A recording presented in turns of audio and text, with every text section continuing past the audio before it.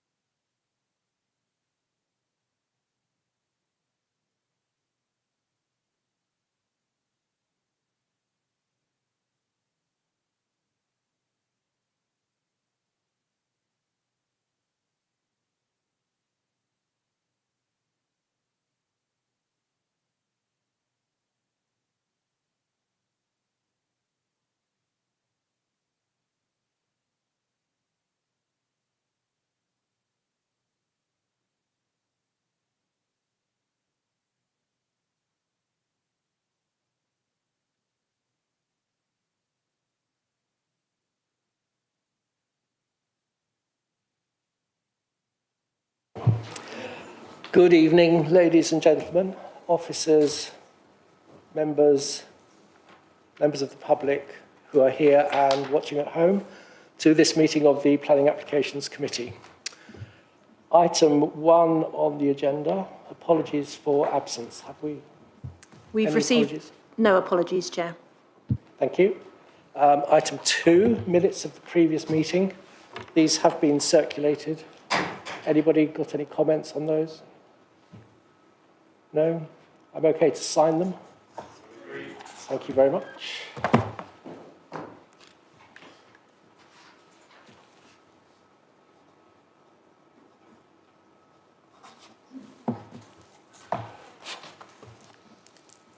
Thanks.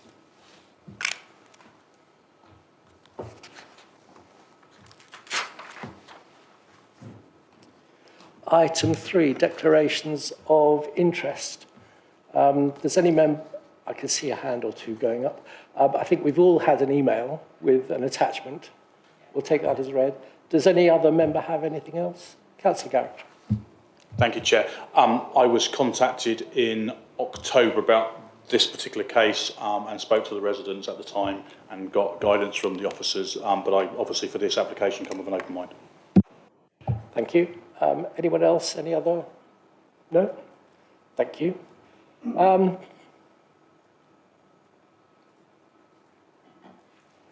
We are now inviting questions from members of the public on general issues. We've received no questions tonight, Chair. Excellent, thank you very much. Item 5, enforcement monitoring report. Thank you, Chair, and good evening, councillors and members of the public. So reporting for the final quarter of the financial year 2024 to 25 41 referrals were received during this period, which is a slight increase from the previous quarter. The majority of cases received follow trend and relate to the more rural areas of the borough in Chobham, Windlesham, West End and Bisley. We issued 2 enforcement notices, the raising of the rear garden level at 6 Roundway Close in Camberley, which amounts to an engineering operation. An appeal has been received, which has been dealt with by the Planning Inspectorate by way of written representations. The second enforcement notice relates to a change of use of the former Hillings Nursery in Chobham, which includes the businesses Chobham Adventure Farm and Easy Grass. An appeal has also been received, which has been determined at a 4-day public inquiry being held at Camberley Theatre, starting on the 24th of June. The enforcement notice that was issued and appealed in late 2024 relating to 2 unauthorised gypsy traveller pictures at 154 Guildford Road in West End is being determined at a public inquiry scheduled for 3 days at the council offices on the 8th of July. Since this report was written, we have received the appeal decision for Hallgrove Farm industrial site in Bagshot. I'm pleased to confirm that the Planning Inspectorate dismissed the Wooldridge's Group appeal. The time for compliance is between 4 and 5 months. Despite the challenges the team have experienced with long-term sickness and reduced capacity, we have worked diligently to progress some of the problematic enforcement cases and are going into the new financial year with a degree of optimism. I welcome any comments from members. Thank you. Members, any questions? Councillor Wilson. Thank you, Chair, and thank you for the report. It's really good to see that the backlog of open cases is being reduced and that you're dealing with so many referrals from the public. And I think that sends a really clear message to the public that the council is standing up for them and ensuring that planning rules are followed throughout the borough, and it will deter people from breaching rules when the public is aware of this. So thank you. Councillor Garrett. Thank you. Have you seen an increase in fly tipping generally across the borough, but since the shutting of the Swift Lane? Nothing has come through to us directly. So it may have gone through to Amy stroke JWS for clearance, but nothing has come through to us as a team. Councillor Wheeler. Thank you, and thank you for the update and the time spent earlier this evening. Mine relates to Uniform Stroke Enterprise, a project that has been close to my heart for the last 10 years. And I just wondered, it says that members will receive an update on when realistically we expect the system to be fully functional. And I just wonder when we might be receiving that update. Sure. As you know, our plan enforcement team leader has been off on long-term sick for 12 months. I believe she is coming back on a phased return later this month in April, and is being tasked with the uniform project in its entirety. It will be a good project for her to be able to do during her phased return. As you know, we recruited her from Hart. She successfully implemented the uniform enterprise system there, and that is what her main priority will be on her return. Lucky lady. Thank you. Any other questions? No? Thank you very much.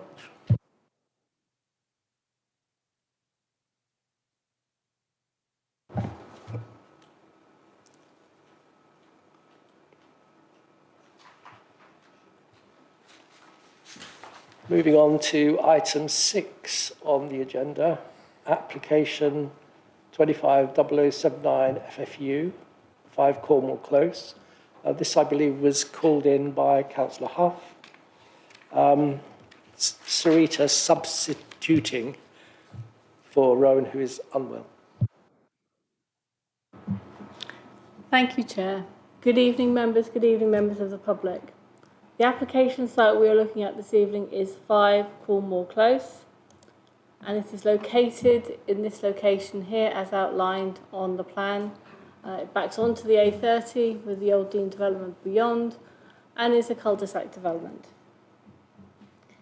It was built in the early 1970s by Eden, and the houses have a general look, as you can see from the pre-existing elevations where you had white frames and Georgian-style windows. These are the windows that are the subject of this evening's application. As you will see, the Georgian windows have been replaced by larger picture windows, and the frame has changed colour from white to black. So this was the pre-existing street scene before the windows were changed. As you will see, they have a general pattern and appearance to the street. And these are the windows after that we have had, that's been installed. As you will see, they are framed in black and they have expanses of glass, which is not typical of this particular part of the street. Now, let's see if I can get this to move. Oh, it did move. Right. So this gives better views of what the windows have been changed to. So this is the rear of the property, and this is the general street scene within Cornwall Close. As you can see, the house is slightly elevated. The application before you is for the retention of the windows, as you see on the screen in front of you. They have come to you because they do constitute a material change to the external appearance of the building. That means they are different from the rest of Cornwall Close, and that has triggered an application. As a matter of planning judgment, it is considered that they are acceptable in planning terms and do not constitute significant planning harm to justify the refusal on visual amenity grounds. Therefore, the recommendation is to grant. Thank you. Thank you. We have two public speakers, Mr. Woodruff, who I believe is here, and Anupriya and Amandeep, who will be online sharing a 4-minute spot. If you would like to come and sit. You will have 4 minutes of speaking time. The time will start when you're ready, and you'll get a bleep with a minute to go.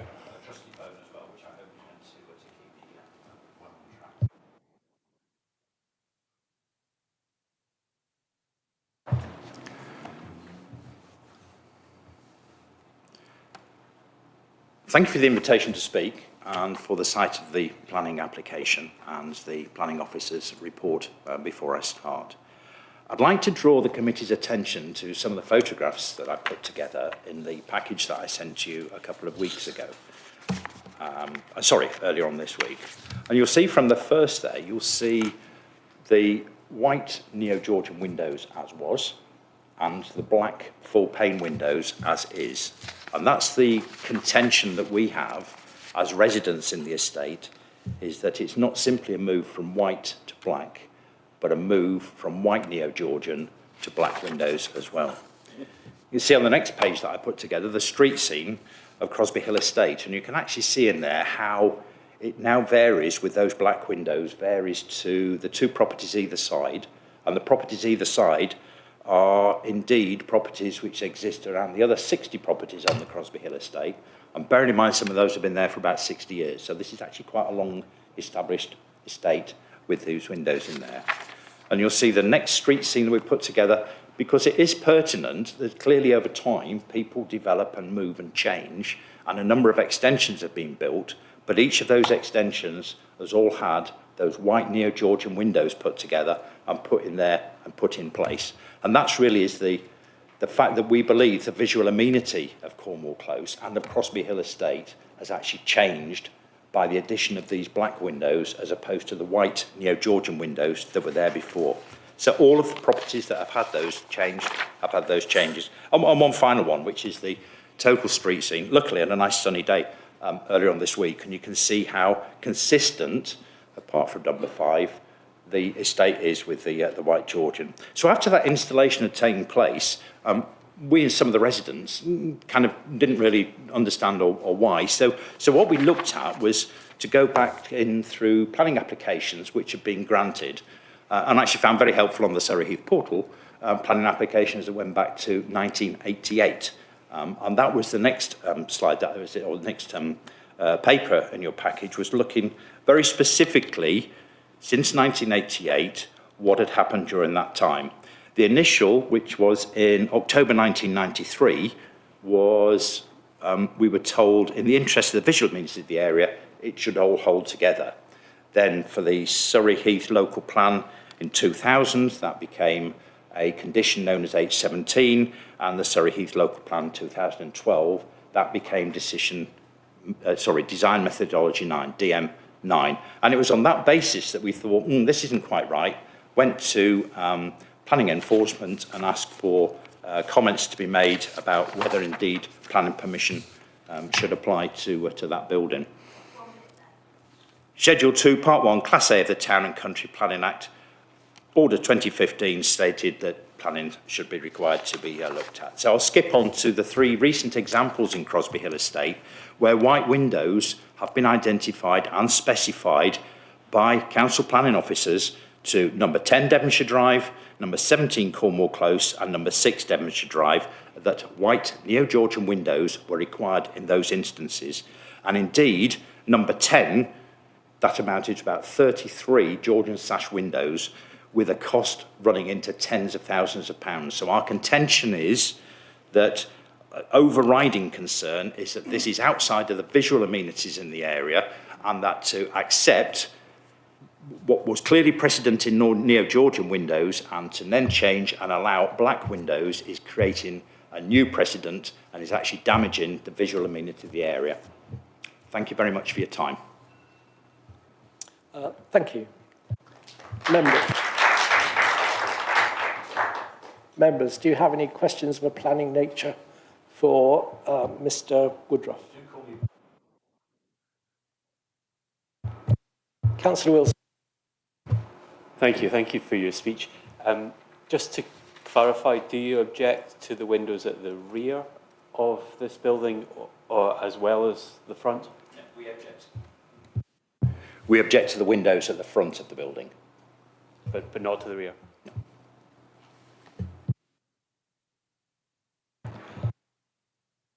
Councillor O'Mahony. Hello, Paul. The most recent examples you gave, what time span are they from? Are they a year old, 5 years old? So the answer to that question is I don't know. I don't have that detail with me right now, except I would say that 17, just bear with me 1 minute, number 17 was in November 2010, so the exact dates of 10 Devonshire and 6 Devonshire, I'm sorry, I don't have to hand. Councillor Garrett. Reference the windows. Now, I take that they're bigger and black. If they were the same size and same style and black, would that still be an issue? Or was it? Yes, it would be an issue because of the move from white to black. So it's the black rather than the design of the windows. If the design was the same but white, would that also be an issue? So it's a combination of those 2 points. So you're moving from white Neo-Georgian to what I would term black full pane. There may be a different technical expression, but that's what I would determine. So that is the bone of contention, yes. Okay, thank you. Any other questions? Councillor O'Mahony. This is a question for the officer, actually, but it seems you're here. Jonathan. Can we keep them? Justin. Okay, I'll ask. Otherwise, he'll be here all night. Okay. Councillor Wilson, then Councillor Thompson. Yeah, just a quick question. Have you tried to rectify the situation in any other way, like mediation or speaking to the owner? No. Hey, Paul. other than the precedent that you've mentioned here, have you? I assume you've looked into whether there are any restrictive covenants in the deeds or anything like that. Is this need for white Neo-Georgian windows mentioned anywhere other than planning precedent? So we haven't seen it mentioned in any of the covenants, but we do understand that precedent has been set, and we do understand that the informal advice that planning officers, I understand, will give if you're putting an application together, for example, the 3 properties that I highlighted there, that was the advice that was given to the homeowners at that time.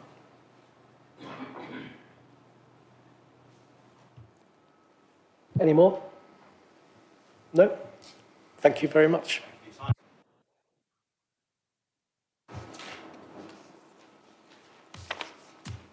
And now we have on the screen, I hope, Anupriya and Amandeep, who will be sharing the 4-minute slot. Hi, my name is Anupriya. So I'll be taking the slot for both me and my husband because he's on my toddler duty at the moment. Can you hang on a sec while we just try and get you sorted? Yeah. Yeah. Okay. As before, you will have 4 minutes, and there'll be a tinkle when you've got a minute to go. Sure. Good evening, Chair and members of the committee. My name is Anupriya Thind, and I appreciate the opportunity to speak today in support of the replacement of black framed windows at 5 Cornwall Close. I want to begin by acknowledging the value of cohesive neighborhood aesthetics. However, I also believe that we must fairly consider individual homeowners' rights because this is a freehold property. So evolving design trends and modern planning policies that allow sympathetic updates which maintain, not harm, the character of an area. It is important to note Cornwall Close is not a conservation area, nor are its home listed. There is no planning condition mandating white Georgian windows. While uniformity may have existed historically, this estate has naturally evolved.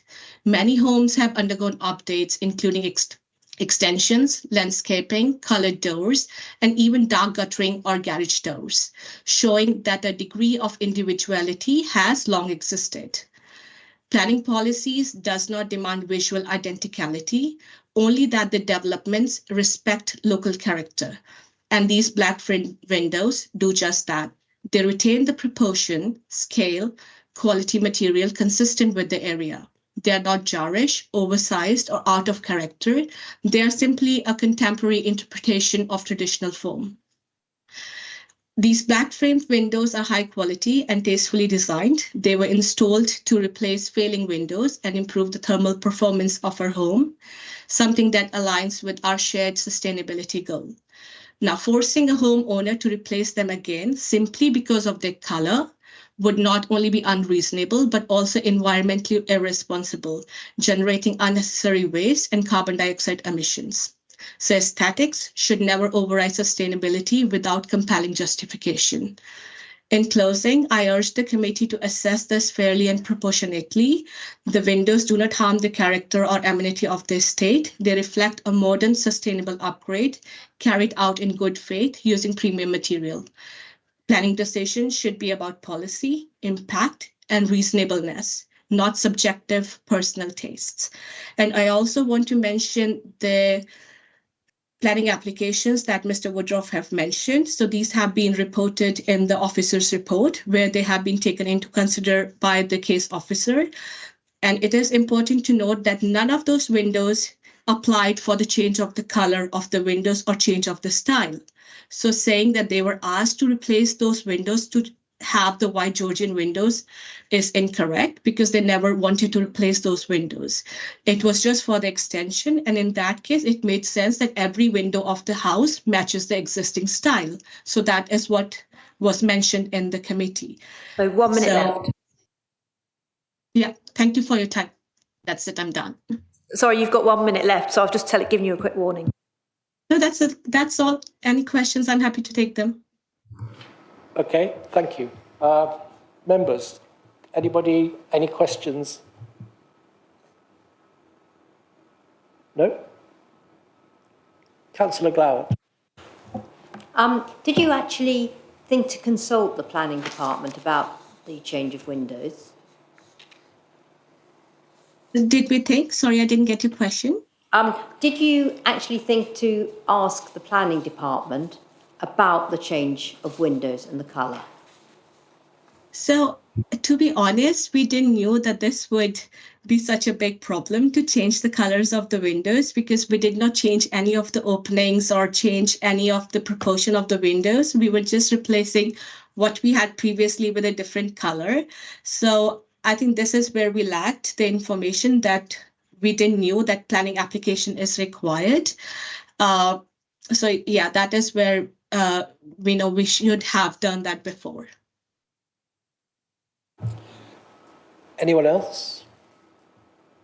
No? Thank you very much. Members, we have an officer report. Any questions for the officers? Can I start off with Councillor Huff, if he wishes to ask, as he called it in?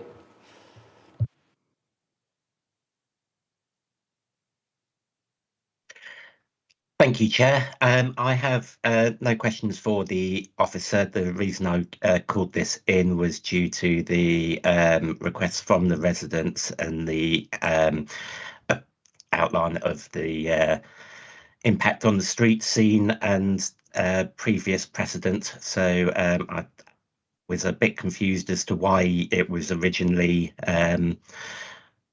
different advice was given, and then the advice was then given for planning. So I don't have any specific questions on that, but that was the background to my call in. Okay, thank you very much. Councillor Wheeler. Thank you, Chair. I have to say, when I originally looked at this, I thought, goodness me, why on earth has it come to the Planning Committee? And then I looked at it in a little bit more detail, and I did actually drive up and have a look at the outside of the properties and look at the dominant area and the dominance of that property within the particular street scene. My question is about guidance from the officers. So most of our planning guidance documents are there to support us when we are considering new applications, so that the new applications are governed by those design guides that we have, particularly the Western urban area characterisation. And there's a couple of points that I'd like to raise. In the report, it was said that it needed planning because it was a material change to the external appearance of the building. Because normally windows, particularly if they're not bigger or smaller, wouldn't really have that statement made against them.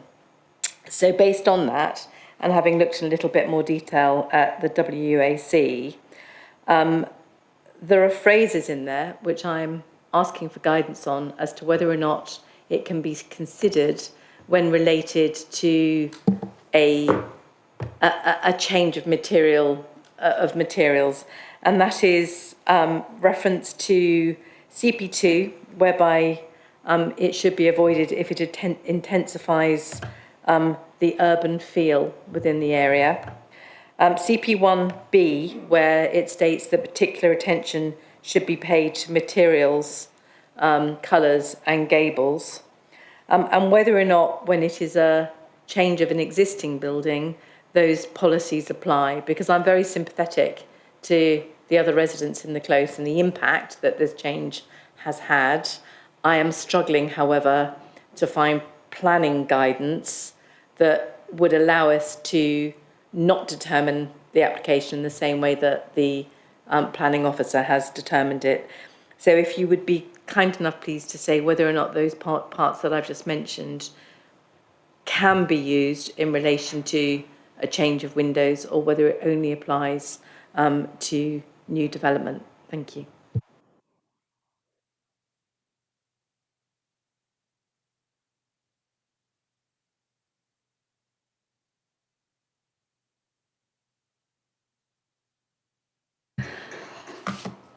The guidance that we have in the RDG applies to new development.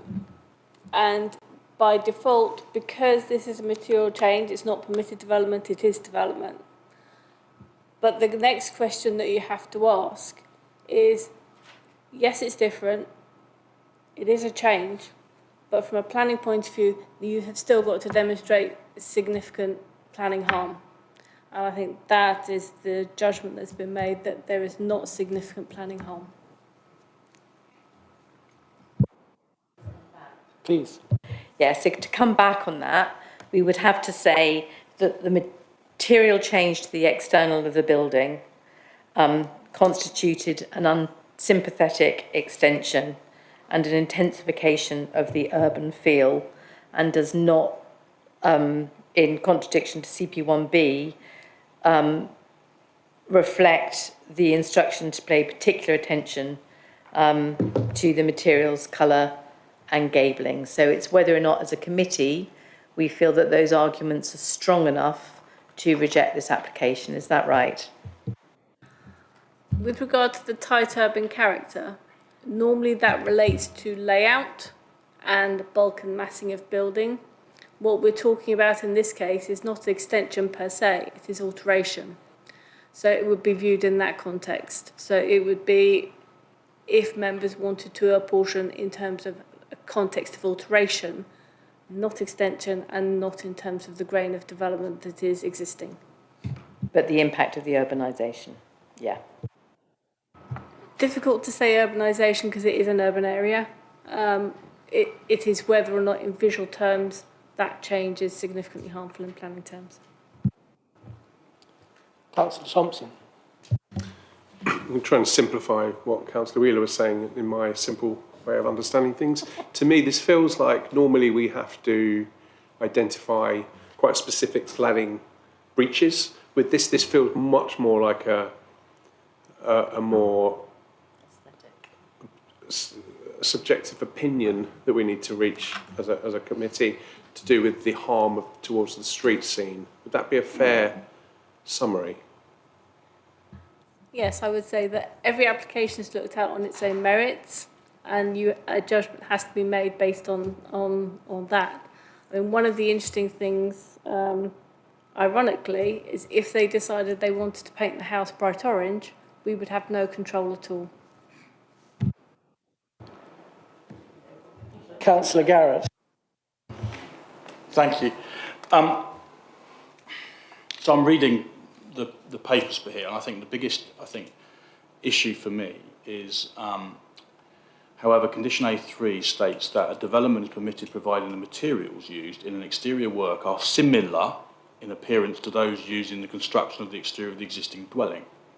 Similar. They're black and bigger. So I'm just trying to get the definition of the word similar. For the purposes of technical guidance, that is the crux of this particular application, because they're not similar. That's why it needs planning permission. This comes from the technical guidance that gives officers advice on how to interpret permitted development. The fact that it is not similar has generated the application for planning permission. So that's why it's not similar.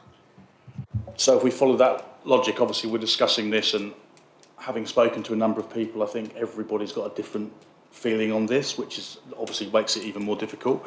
And if we follow the logic of how these things work, we will either approve or not approve this tonight. If we approved it, it would potentially go to the inspectorate, and then I'm guessing it's down to whether the inspectorate have got a decision whether black, bigger, or is different. I know we can't go all the way down that route, but I'm just looking at the way this is likely to go from previous experience. Yeah, I think in respect to that, it's useful to go to paragraph 7.41 of the report. And that gives you the national position, if you like, the NPPF position.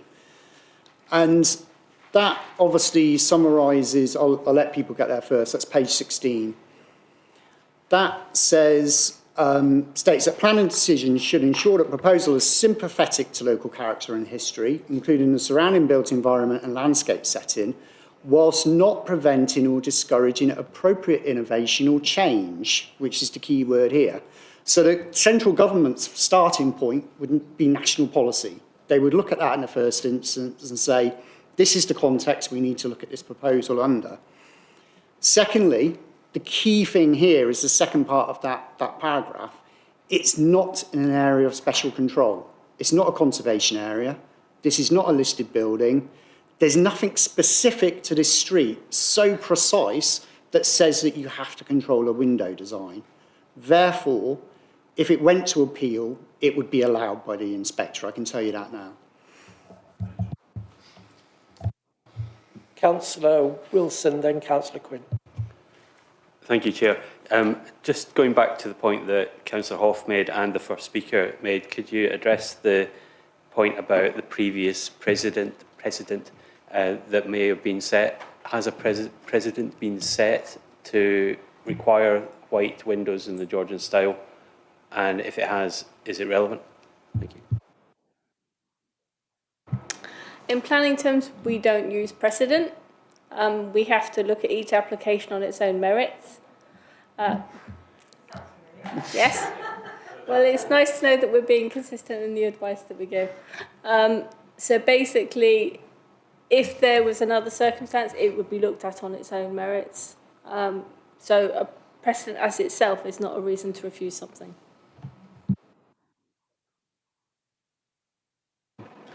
Thank you. I was looking at 7.4.5, talking about other examples of colour replacement windows in the surrounding area. And I think the nearest property is 8 Carlin Walk Drive. Looking at that on Google Maps, you're just confronted with a massive hedge. I can't actually see the windows and they're different colour. So are there any more details about that? And is it worth noting that that's obviously not a similar example to this one, because that seems to have no impact on the street scene, the Carlin Walk Drive example?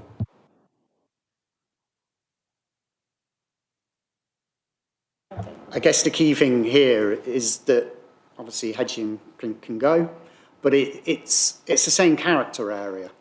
So we're judging this on the overall impacts on that character area. And as we've already explained, just in terms of window design and the impacts on that character area is very difficult to argue. So actually, it just shows that there is already variety in the character area. And so to resist something against that character area, against that policy, would be extremely difficult in terms of the supplementary guidance.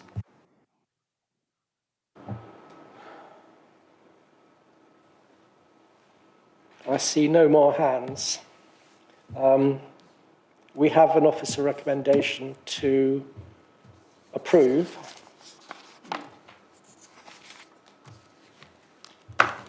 Do I have a proposer for that recommendation? Councillor Quinn. A seconder? Councillor Wheeler. All those in favour, please raise your hands.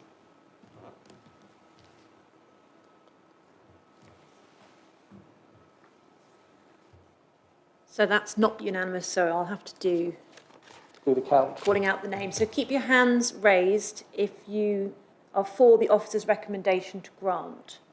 So that's Councillor Mary Glowett, Councillor Liz Noble, Councillor David O'Mahony, Councillor Jonathan Quinn, Councillor Victoria Wheeler, Councillor David Whitcroft, Councillor Valerie White, and Councillor Richard Wilson, and the Chair, Councillor Cliff Betton. All those who are against the officer's recommendation: Councillor Sean Garrett and Councillor Kevin Thompson. Any abstentions?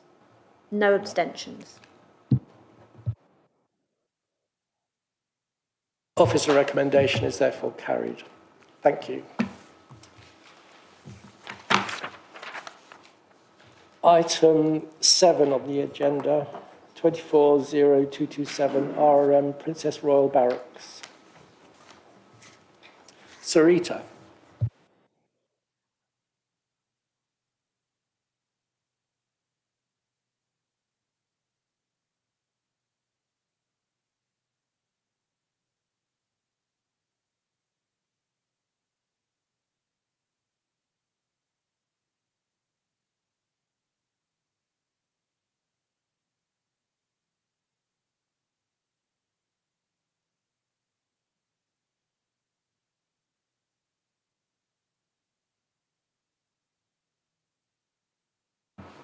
This is the last but one residential scheme to come before you for Deep Cut, so we're almost there, almost there. I'm pleased to report actually that most of the infrastructure is now pretty much done. We have a little bit left, but hopefully by the end of the summer all the infrastructure will be finished, if not quite ready for occupation, but it will be done. So we have, this is phase 4D. Just to orientate members, we're right up at the top. And of course, I don't have there's my mouse. Is that going to work? Yeah, there you go. So it's one of the smallest parcels. It's for 15 dwellings. And it's to the north of Dettingham Park. And it's within the Sports Hub character area. You will be to the north, you will have the allotments, you will have the North Detting and Angst, obviously the care home is in the turquoise here, and with over here you have the remainder of the sports hub, so that's the pitches, the multi-use games area, the tennis courts, the neighbourhood equipped area of play. So this is our site, over here. Let's go to the next one. And this is the scheme we have before us this evening. Now, for anybody that's gone around this area, one of the things that has always been a bit of a puzzle is when they built Almadettingen, given that this overlooked a cricket pitch, there was no frontage development. So it was all basically side or back on, and it didn't really engage with the wider area. So one of the things that was most important about when we were looking at this scheme is to make sure that it had a frontage, so that it actually created the proper street and how it related to the area, particularly when it's overlooking public spaces like the allotments and the Angst. So this is Somme Road to the east. If my mouse is going to play, there you go. Ooh, sort of. So this is the existing access that has been built on Somme Road. It came before members as part of the Angst and the allotments application. So the access point's already existing as it stands today. So we have the biggest house here, which is plot 1. Now this house serves various functions because it is the end stop to when you're looking from Somme Road to the north. So you have a focal point, and it is also the marker building within the site. So basically, this is where it all starts for this little group here. We have a combination of semi-detached and detached houses. We have 8 3-bedroom and 7 4-bedroom. And we also have a link through to the North Detting and Angst. Historically, as you can just see the military road that was there, it goes all the way down there. And there was also a footpath. So what's happened is as part of the development, rather than have a footpath that's just tucked away and not really overlooked, the footpath has been extended to the front. So you've got good natural surveillance. And again, it brings connectivity, it links everything. I mean, that's one of the things about Deep Cut. It should be walkable, it should be cyclable, and it should be easy to navigate. So this is all part and parcel of the general connectivity that we're trying to achieve on Deep Cut. We have a variety of house types.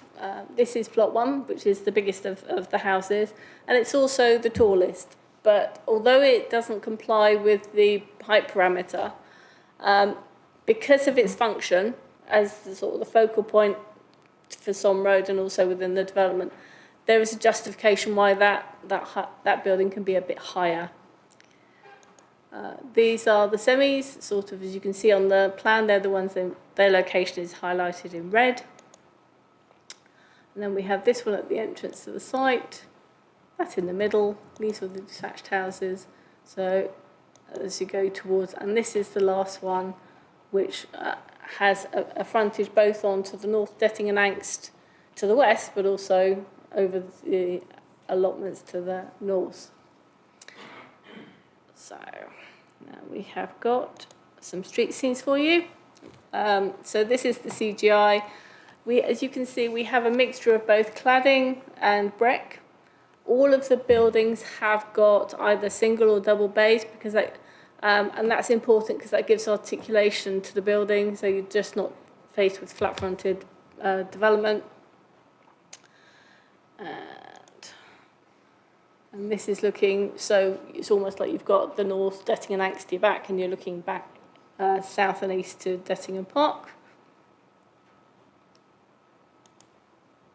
And this is the site, as you would see it as an aerial photo. It's in this area here. For a while, Skanska used it as a depot, and I think that photo probably comes from a time when they were using it as a depot. You can just see here the tree buffer that is along the boundary with Dettingham Park. 2 trees are coming out, and they're generally round by plots 1 and 2 down here. There is a tree that's coming out that's basically unclassified and not in great shape, and that's plot 7, so sort of in the middle, again on the more towards the southern boundary. The SBD sets out that that boundary of trees, or that buffer of trees, is important to retain, and we have retained basically them, and we've got some supplementary planting as well. So this is looking at the site from Somme Road, so you can see the trees that form the boundary with Dettingham Park. And this is the existing access that's been formed already. This is a wider view, sort of looking, it's almost like by plot 1, looking into the site towards Deep Cut Bridge Road. You can just about see the little pavilion building that's still there, but it has demolition consent to be removed. So next one. And this is, again, just a sort of a slightly closer look. So you've got the new drainage swale on your right here that's gone into the Angst. You've got the houses in Dettingham Park over here, and again, sort of the tree buffer going down. And this is just a wider view looking from the entrance to the allotments. So you can see that, you know, the allotments are starting as well. So you've got the tree line along the back towards Dettingham Park. And again, this is just a wider view towards the site on the left, the sports hub on your right, and straight ahead you've got the allotments and the North Dettingham and Angst. In terms of parking provision, open space, building relationships, the scheme is acceptable as set out in detail in the report. The proximity to the sports hub has resulted in some additional mitigation measures being proposed by the applicants, in addition to those that we've already secured under the sports hub. So that will take the form of either, I think it's an acoustic wall or fence for plots 1 to 4. It will be a wall because the SBD says that any, particularly for plot 1, any public-facing boundary treatment is to be a wall, not a fence. And again, we're going to have double-glazed windows. The matters raised by Surrey Wildlife Trust are dealt with by condition. No objection from the Highway Authority on parking or highway grounds. And the recommendation is to grant. Thank you. Thank you. Members, any questions for Sarita? Councillor. Not so much a question, Chair, but more a comment, really. This is of all the deep cut applications. This is, I think I'm right in saying, the first one which has interfaced with existing properties on the site, insofar as this, as we've heard, abuts Dettingham Park, and that creates a difficulty for the existing residents on the line, and I've got certain sympathy with them over that, because they've been used for some years to not have anything behind them, and now all of a sudden they're going to. Having said that, I think the treatment which has been followed on this is pretty sympathetic. And having had some experience of a similar thing myself some years ago, all I can say to the existing residents is that there will be a period of difficulty whilst these properties are built, good news is that there's only 15 of them, so it won't take that long. Once that's over, things will very quickly fall into place, I think they will find. And the problem that we've got as local members is that there is absolutely zero ground for proposing a rejection of this development. So unfortunately, from the existing residents' point of view, it's something which is going to happen. There will be a certain amount of short-term pain, I'm afraid, but that's all it will be, I think, residents will find. Thank you. Councillor Garrett. Just clarification, you mentioned at least a couple of units would need some acoustic, whatever word you used was, and you suggested that some of that would be a wall. Would it all be a wall all the way along, or would it be wall and then fence? Because aesthetically, I don't know, I'm not sure how that would look. In terms of anything that's public facing, it will be some kind of wall. The exact detail is to be secured by condition. We have still got further landscaping conditions to do as well. Because one of the things that's most important, particularly when you're looking at plot 1, you don't want to see the wall, but you need to understand that it has to be there because it needs to safeguard the residents. So it's going to be a situation where, yes, there is a wall, but that wall will be landscaped because it needs to be, whilst you have the built form, it needs to also have an attractive landscape setting because as part of the visual stop to that part of Somme Road.